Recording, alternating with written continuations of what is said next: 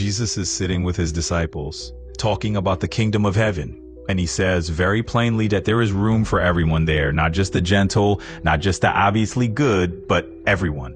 One of the disciples pushes back and asks, but what about the ones who hate? The people whose hearts are full of hatred, do they get in too? Jesus answers, if that hate transforms into love, then yes, there is room for them. The kingdom is open to anyone whose hatred can turn into love. Disciple isn't done. He asks again, what about those who are full of anger and lust? The ones whose insides feel like a storm, do they belong in the kingdom of heaven too? Jesus replies, if that anger can become peace, and that lust can become consensual, pro-human behavior, something that honors others instead of using them, then the kingdom is waiting for them as well. This door is open to those who let their inner storms become something that protects life instead of harming it. Then the disciple goes even further. But what if someone has killed a man? What happens then? Is there still a place for them? Jesus says, then let them kill no more. Let the killing stop.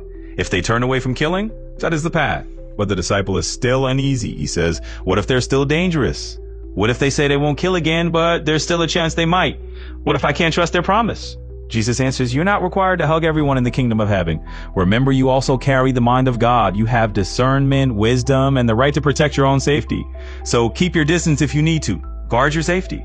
But avoid killing them in return. Because if you train yourself to kill, if you build a kingdom that relies on killing as a response, then the kingdom of God will be full of killers. And I'm not here to build a kingdom of death. I am here to build the kingdom of everlasting life and well-being. That is the design. That is the intention. Got it, my friend?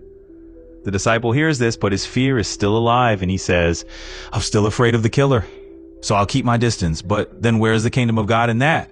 If the killer is inside the kingdom of God, and I am inside the kingdom of God, how am I supposed to go my distance from them if we're both in the same kingdom, and there are no walls, no houses, nothing separating us? At this, Jesus literally facepalms, like a human moment of exasperation and affection mixed together, and says, and build yourself a house, or build yourself a wall. If you need a boundary, make one. But he doesn't stop there. He continues, understand this. When you build houses and walls in the kingdom of heaven, you are also creating distance between yourself and those who want to share the kingdom with you. I'm not telling you to go hug a killer with a big dumb smile on your face, pretending there is no danger. I'm telling you to liken closely to your own mind of God, your inner wisdom, so you can move toward more well-being and peace and less suffering. He goes on, think deeply about how to form more connections, not fewer. Think about how to help others with their pain. Because yes, you can build a house, you can build walls, you can create distance. But if the pain of others is never processed, if their suffering is never tended to, never transformed, then that unprocessed pain becomes poison in the kingdom. It seeps into everything. And he finishes with a kind of warning and invitation at the same time. Instead of letting that pain poison the kingdom, work to transform it. Help it be processed into something else, into material that actually strengthens the kingdom, that makes it more stable, more alive, more whole.